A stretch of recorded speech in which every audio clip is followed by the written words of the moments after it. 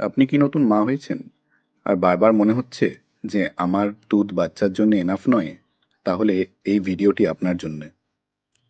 নতুন মাদের মধ্যে আমরা যে কমন ভয় সবচেয়ে বেশি দেখি সেটা হলো, আমার কি পর্যাপ্ত বুকের দুধ হচ্ছে?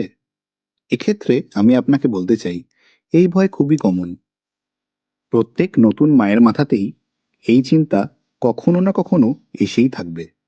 কিন্তু মোস্ট অফ দ্য টাইম মায়েদের সেরকম কোনো বড় প্রবলেম থাকে না। নতুন মায়েদের জন্যে ব্রেস্ট ফিডিংটা নিউ, বাচ্চাও একটা নতুন এক্সপেরিয়েন্স। কিন্তু কেউ আমাদের শেখায় না কোনটা নর্মাল কোনটা অ্যাবনর্মাল। চলুন কিছু ভুল ধারণা ক্লিয়ার করা যাক, যেগুলি আননেসেসারি প্যানিক তৈরি করে। বাচ্চা কাঁদলেই যে তার খিদে পেয়েছে, এটা ভাবা সবসময় ঠিক নয়, স্পেশালি প্রথম কিছু সপ্তাহে। বাচ্চা বারবার খাচ্ছে মানেই যে আপনার দুধ কম তৈরি হচ্ছে, সেটাও ঠিক নয়। নিউবর্ন বেবিরা ফ্রিকোয়েন্টলি ফিড করেই থাকে। আপনার ব্রেস্ট সফট হয়ে আছে মানেই যে ব্রেস্ট মিল্ক শেষ হয়ে গেছে, সেই ধারণাও ভুল। এই সবগুলোই প্রথম দিকের নর্মাল ঘটনা। গেস ওয়ার্ক বা প্যানিক না করে দুটো সিম্পল জিনিস খেয়াল করুন।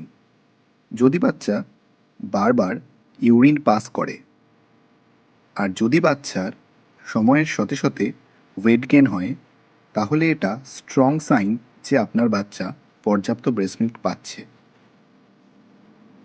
ব্রেস্ট ফিডিংটা কোনো পাশ ফেলের পরীক্ষা নয়। যদি আপনি ওয়ারিড হন, তার মানে আপনি বাচ্চার কেয়ার করেন, তার মানে এই নয় আপনি ফেল করছেন। আর যদি কখনো অনিশ্চিত ফিল করেন, হেল্প চাইতে ক্ষতি কী? আর অনেক সময় মায়েদের যেটা দরকার সেটা আরও ইনফরমেশন নয়, reassurance. You are doing better than you think.